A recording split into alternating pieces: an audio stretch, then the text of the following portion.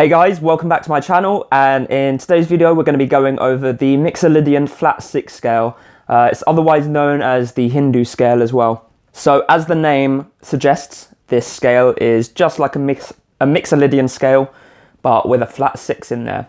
So if we take a look at how the scale is constructed, we have a 1, 2, 3, 4, 5, flat 6, which is what makes it different, and a flat 7. This is the 5th mode of the melodic minor scale. So if you were to play the melodic minor starting on the 5th note, you would get this scale. So this is how the scale sounds.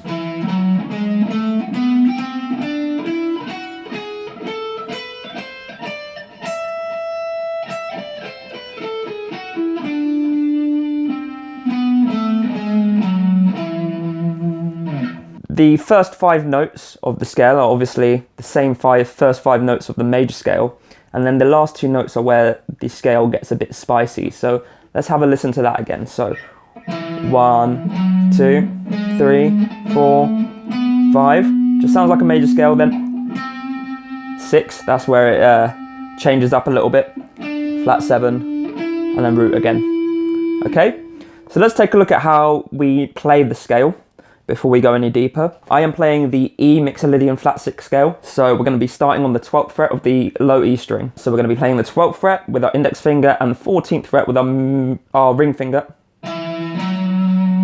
Then we move on to the A string, and we're going to be playing the 11th fret with our index finger, 12th fret with our middle finger, 14th fret with our little finger, and then we're going to play the 15th fret with our little finger as well. We're just going to nudge ourselves up. Then 12 and 14 on the D string with our index finger and ring finger.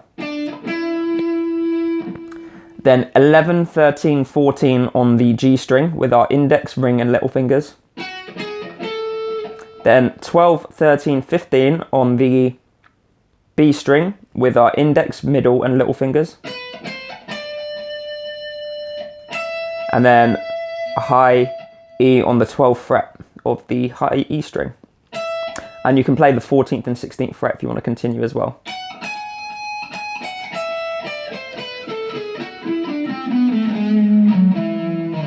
Let's take a look at the chords within this scale. Our 1 chord is a major chord. Our 2 and 3 chords are diminished chords. Our 4th chord is a minor chord. Our 5 chord is a minor chord. Our 6th chord is an augmented chord.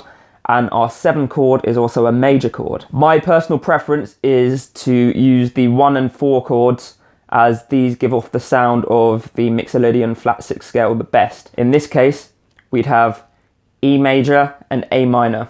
So 1 chord, E major, 4 chord, A minor,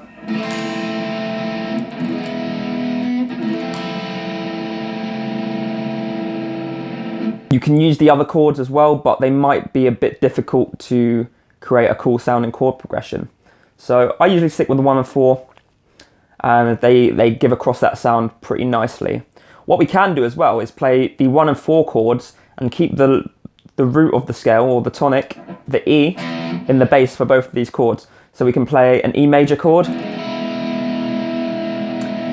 and then we can play an A minor chord with the E in the bass. But it kind of sounds a bit muffled, so what also works is playing an E dominant 7 chord as well. So if we extend the major chord and add a 7th, it becomes a dominant 7th chord. And I am playing the D, G and B strings of the dominant 7 chord with the low E. And then play those same strings but play an A minor chord. So the D, G and B strings, and keep the E in the bass as well.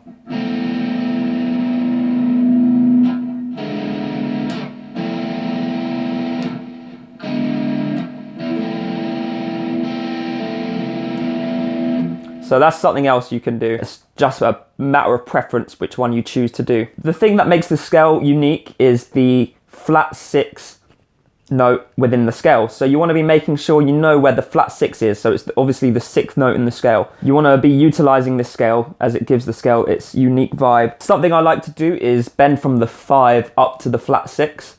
That has a cool little sound. So you can for example, the 12th fret of the B string up to the 13th fret. So that has a cool sound. And then bend back down again. That's our flat 6 note, bent up. Okay, and something else you can do is start on the flat 6 and descend down to the major third, so quite quickly. So that's also a really cool sound. So what I was doing there is playing the 13, 12, 10 and 9th frets of the B string.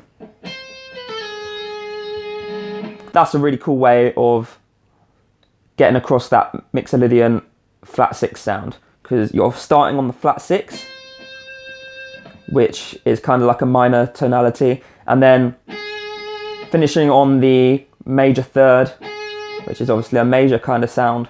So it really comes across as that unique sound when you do that.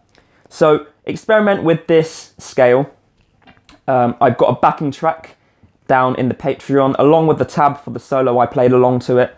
If you're interested, you can go and support my page for just $2 a month. If you enjoyed the video, please like the video, let me know how you're getting on with it in the comments, and subscribe to my channel. Don't forget to click the notification bell as well, so that you're notified every single time I release a new video. I'll see you in the next one.